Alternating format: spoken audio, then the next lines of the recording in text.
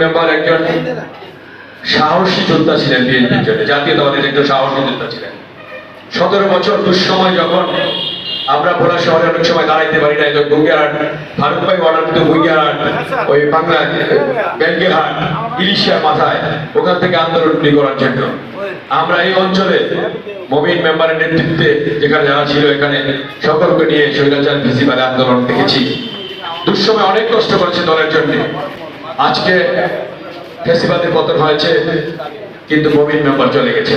আমার দীর্ঘ দিনের সম্পর্ক সেই 91 সাল থেকে আমি যখন মবিন মেম্বারের মৃত্যুর সংবাদ শুনতে পাই, আমি ঢাকায় ছিলাম, আমি আসতে পারি নাই। মবিন মেম্বার সম্পর্কে যদি আমরা চিন্তা করি অনেক সময় লাগবে।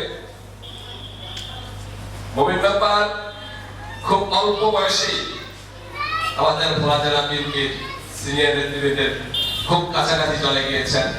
আজকে মবিন চলে গেছে, আমি বক্তব্য দিয়ে গেলাম দল ক্ষমতায় আসবে, আমরা খবর নেব না, এটাই বাস্তব।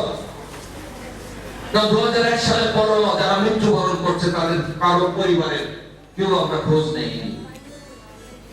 তো জীবিত থাকা অবস্থায় তার উপর অবিচার হয়েছে। মৃত্যুর পরে আপনি কি করবেন? মৃত্যুর পরে তাকে কি দিবেন বলেন? জীবিত অবস্থা অবিচার হয়নি, তাহলে মৃত্যুর পর আপনি কি দিবেন? আসলে অনেক মবিন অনেক লিডারই এই দলে এইভাবে চলে যাবে। আসলে আমরা একটু পরিবর্তন হই, একটু পরিবর্তন হই। আমরা যে দলটার জন্য যতটুকু কন্ট্রিবিউশন রেখেছে, আমরা পছন্দ অপছন্দ দলে থাকবে। তবে যাকে নিয়ে আমরা আলোচনা করতে যাচ্ছি, বিস্তারিত অনেক কিছু বলেছেন। মবিন আমরা মবিন ব্যাপার বলি, নম্র বলি, দীর্ঘদিন ধরে এই বিএনপিকে প্রতিষ্ঠা করার জন্য যে সংগ্রাম করে গেছেন, আমাদের সাথে প্রতিনিয়ত তারা যোগাযোগ থাকতো, করতো। তো তার উনি এত পপুলার আপনাদের এলাকায় আমরা ঠিক ধারণ করতে পারিনি। আমি জানাজায় ছিলাম, তখন ঢাকায় ছিলাম, কিন্তু শুনেছি এলাকার স্থানীয় লোকজনই নয়, বিভিন্ন এলাকা থেকে ভোলা থেকে বহু লোকজন এই জানাজায় উপস্থিত থেকেছে।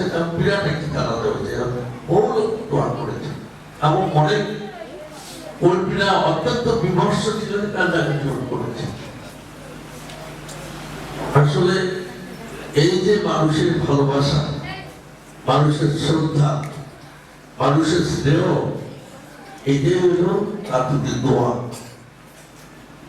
এই যে বিশাল জনগণের দোয়া নিয়ে তিনি চলে গেছেন, এটি আসলে আমাদের তার অর্জিত সম্পদ।